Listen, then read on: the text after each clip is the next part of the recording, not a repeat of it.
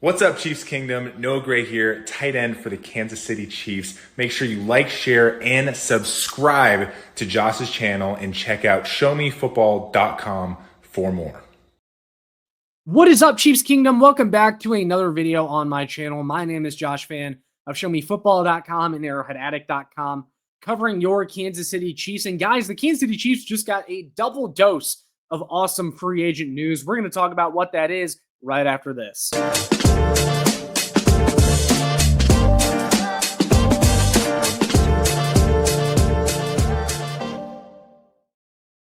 Ladies and gentlemen of the Chiefs Kingdom, the Kansas City Chiefs were active right away when the legal tampering window opened for the NFL earlier this morning. The Kansas City Chiefs have had quite the first day of free agency, and they kicked everything off by signing someone that they expect to fill their left tackle position for the 2025 season, and that is with San Francisco 49ers veteran offensive tackle Jaylon Moore, in which the Kansas City Chiefs agreed to a 2-year, $30 million deal. That's according to Mike Garafolo of NFL Network. Now, Jaylon Moore is someone that I had on my radar for the Chiefs over the past couple of days leading up to free agency opening.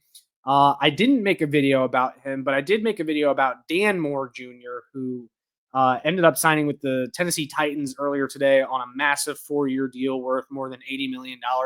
That's who I thought the Kansas City Chiefs were going to go after, and I thought he was more so proven than Jaylon Moore. And we'll talk about that in a second when it comes to Jaylon Moore. But I thought Dan Moore was the guy that they were going to go after. And that's why I put out a video earlier this morning on him. But the Kansas City Chiefs end up going with the other free agent offensive tackle with the last name Moore in this free agency class. And they pick up Jaylon Moore on a 2-year, $30 million deal. And I really like this compared to a Dan Moore type of contract. You saw what he got earlier today, about $20 million per year. I would not have been a fan of that contract at all. This is a savvy move by Brett Veach to bring in someone on a 2-year, $30 million deal. That's really not that much. That's about middle of the road for someone that you expect to be your starting left tackle. And that way, if it doesn't work out with Jaylon Moore, you can move on after this year, or you can figure out another spot for him on the offensive line. But it's a very team-friendly contract. You're not locked in long-term. This is essentially going to be a trial for Jaylon Moore with the Kansas City Chiefs. Now, I have his PFF profile right here that I cut out off the PFF website. You can see across the board his grades. He was slightly above average in both pass protection and run blocking. You can see he's 6'4", 311 pounds, only 27 years old, still relatively young. He also is a pretty decent athlete, according to his RAS score coming out of college, Western Michigan. An interesting fact about that, he was actually teammates with current Chiefs offensive guard Mike Caliendo in college. So there's a little bit of familiarity there. And I actually really like this signing for the Kansas City Chiefs, guys, because this is someone that I think, he was kind of the backup for Trent Williams in San Francisco. But when Trent Williams had to miss some time, Jaylon Moore stepped in and really held his own. This is a guy that the 49ers are actually pretty upset to lose. I saw a lot of their fan reaction today. They were upset to lose him. This is someone that they really liked and thought maybe when Trent Williams goes that could take over that starting left tackle position. Now, the difference between someone like Jaylon Moore and a Dan Moore, who I talked about earlier this morning, is Jaylon Moore is a little bit more of an unknown.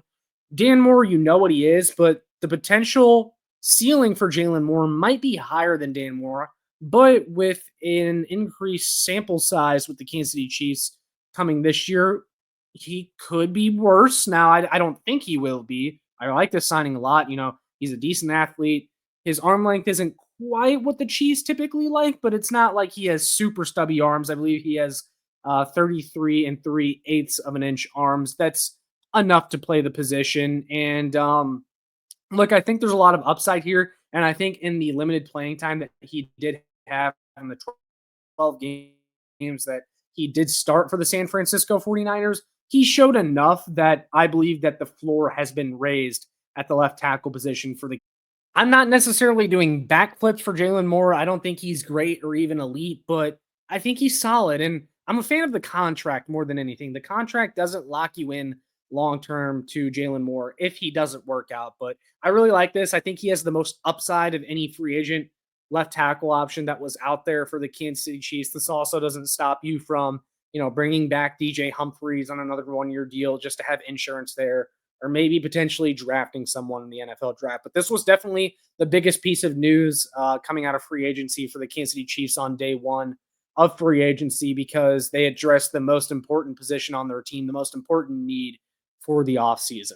However, Jalen Moore wasn't the only former San Francisco 49er the Kansas City Chiefs added to their team today. They also signed former 49ers running back Elijah Mitchell to a 1-year deal worth up to $3.5 million. That's according to Jordan Schultz, NFL insider on X. Now, we know that the Kansas City Chiefs need to add more explosiveness to their running back room in 2025, and Elijah Mitchell is someone that I would consider to be an explosive athlete at the position, an explosive running back when healthy. I actually went ahead and pulled up his RAS score coming out of college.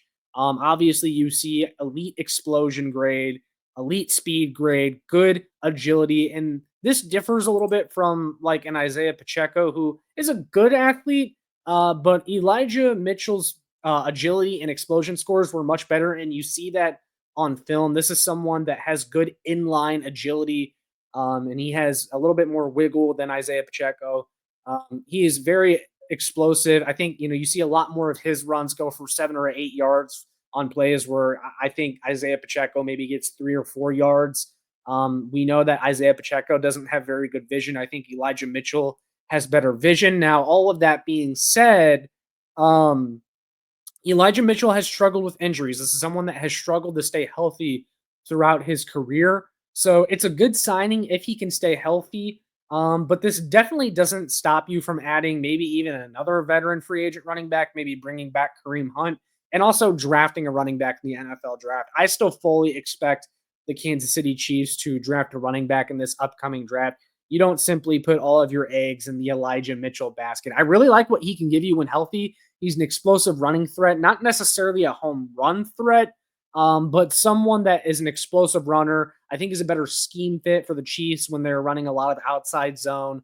I think he has better potential in this scheme than, again, like an Isaiah Pacheco. And I don't want to be too down on Isaiah Pacheco because I think he has a place on this team, and like he's obviously going to be on this roster. But Elijah Mitchell's definitely going to push him. But you saw his contract when I put it up on the screen, the report from Jordan Schultz, 1 year up to $3.5 million. This is not a contract that you look at and say, okay, he's guaranteed to be on the team. It's not a guarantee that Elijah Mitchell actually makes the team, but he's definitely going to push in training camp. He's going to have a shot. I like what he brings when he's healthy. The Chiefs need to add explosiveness to their offensive backfield. That's what they did with this signing, and we'll see how it goes. But so far, guys, those are the new players that the Kansas City Chiefs have signed since the legal tampering window opened earlier today for the NFL. I'm sure the Kansas City Chiefs will be making plenty more moves over the next several days. And if they make another notable move before the end of the night, I'll probably hop back on here and talk about that in a quick video. But Kansas City Chiefs get a double dose of good free agent news. They address 2 big needs in the first hours of free agency. I like both of these moves a lot, and I think they're high upside. I think they're savvy moves by Brett Veach in this front office. But I want to hear from you guys down in the comments. What are your thoughts on the Kansas City Chiefs signing left tackle Jalen Moore and running back Elijah Mitchell? Definitely want to hear from you guys. But with all that being said, make sure you like, share, and subscribe so more Chiefs fans can find this. Make sure you check out my work on showmefootball.com, arrowheadaddict.com for more. And last but not least, follow me on Twitter at ShowMeFB. That's all I got for this one. I'll see you all in the next one. And as always, go Chiefs.